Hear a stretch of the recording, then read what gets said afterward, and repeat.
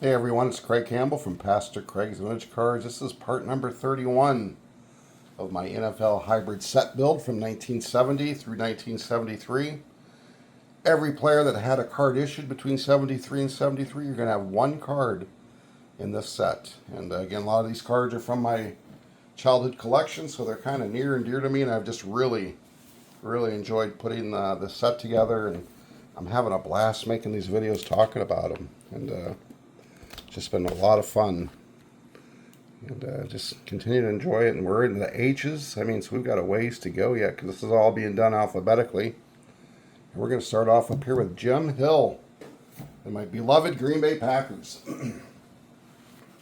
This is Jim's rookie card, and it's his only card issued. He was drafted in 1968 with the 18th pick by the Chargers. He played with the Chargers from from 68 to 71. And then the Packers from 72 to 74, and the Browns in 1975. He played in a total of 94 games. Starting 82, Jim had 19 interceptions and 8 fumble recoveries with 1 touchdown. His brother David Hill played tight end with the Lions and the Rams for quite a while. This guy here, Winston Hill, Hall of Famer, 2020, tackle with the Jets.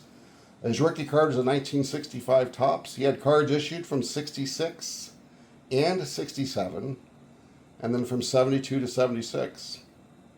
Winston was initially drafted by the Colts in 1963 out of Texas Southern, but he signed with the Jets in the AFL instead of the Colts.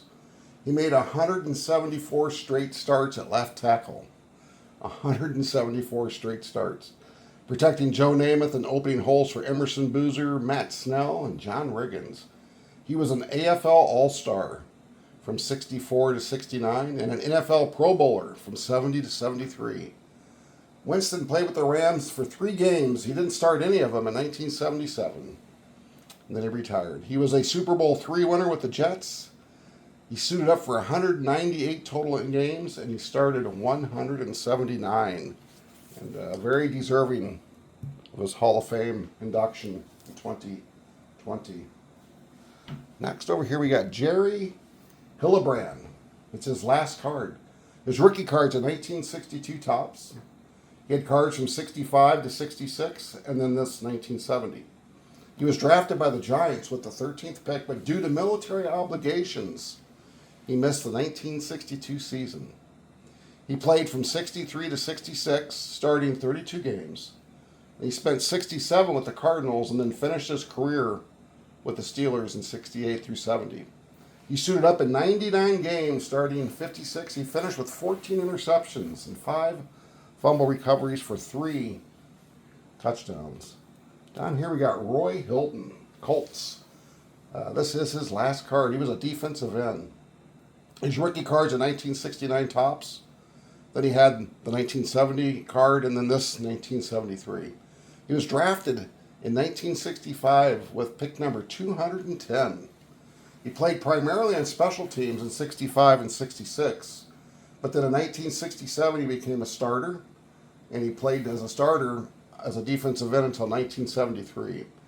He was a very good player, but he played kind of in the shadow of Hall of Fame limemate Bubba Smith. Bubba got a lot of the notoriety, and rightfully so, for the Colts, but Roy was a really good player. He had a great Super Bowl V, had 2 sacks, with quite a few tackles. He lost his starting job during the 1973 season, got traded to the Giants in 74, was waived in 1975. The Falcons picked him up in 1976, and he got released by the Falcons and retired from football altogether. But he was a pretty darn good player.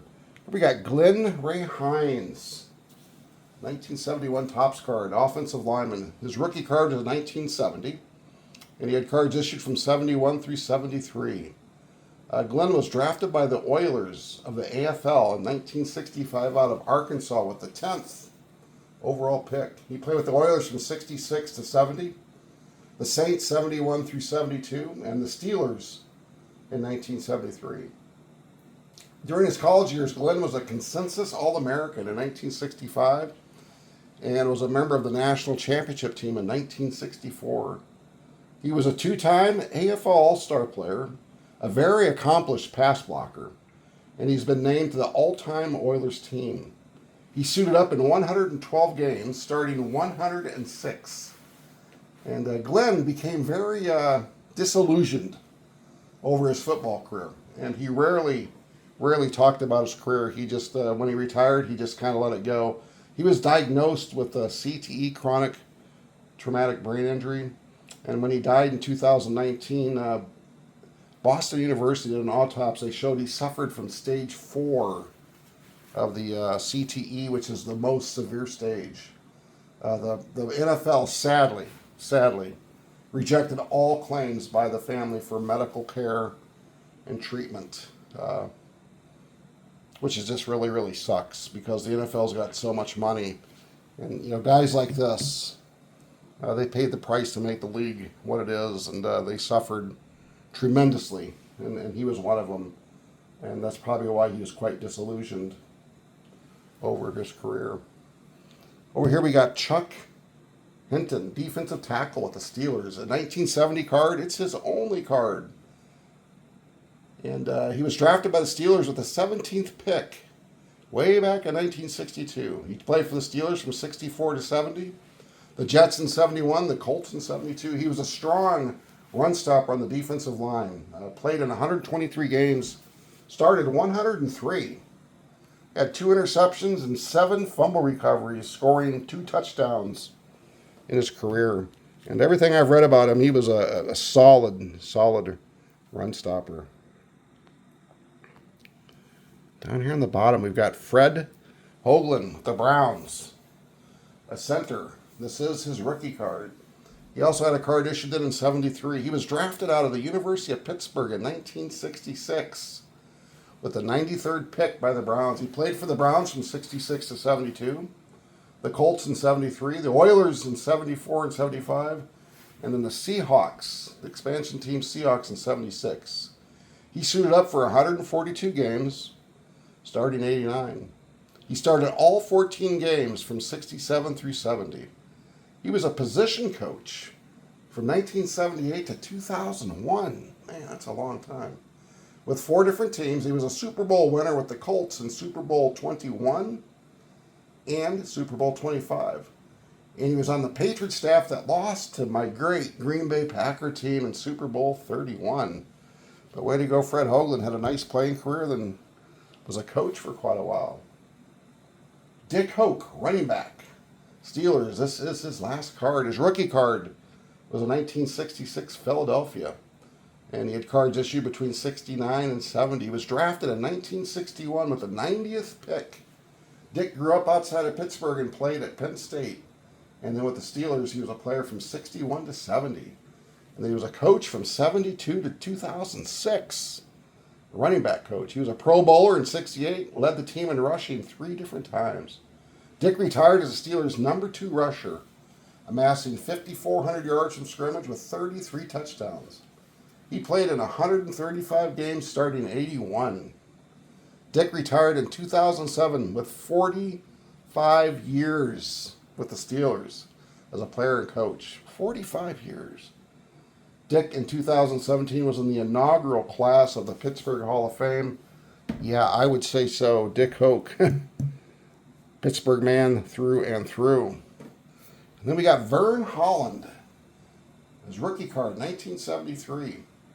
He had cards issued in 74 and then 76 through 79. Vern was drafted with the 15th pick in the 1971 draft by the Bengals. He anchored the Bengals' offensive line. He started 118 out of 119 games. In 1980, he was with the Giants for 10 games, starting 5, and then with the Lions for 2 games. He retired after the 80 season, having played in 131 games, starting 123. Vern Holland, you had a pretty darn solid career with the Bengals anchoring that offensive line. Kind of an impressive sheet here with guys that, you really don't hear a whole lot about. Winston Hill, Hall of Famer. The sad story of Glenn Ray Hines suffering severe brain injury in the NFL, just like not stepping up and taking care of their players. It's a tragedy. And it's a travesty. And it's just simply wrong. NFL, do better. And then you've got Fred Hoagland, who played pretty well, and he was coach for on a Super Bowl team. And man, Hoak here, 45 straight years with the Steelers. That's a long time. Pittsburgh guys, I'm sure they hold him in high regard. This has been a fun sheet. Not a lot of big names. Winston Hill's a Hall of Famer, but an offensive lineman, a lot of people don't hear much about him. But a solid sheet of guys that really are the backbone of what have made the NFL such a great sport and league. And again, I'm calling you guys out. You need to do better with your old players that have suffered and paid the price. All right, guys, I hope that you enjoyed this page. If you did, leave me a comment. I really enjoy it. Sometimes I don't reply. I'll give you a thumbs up and a heart or whatever, but I just enjoy the comments. And if you got any suggestions, let me know. Guys, enjoy this hobby. Keep on collecting, and we will talk soon.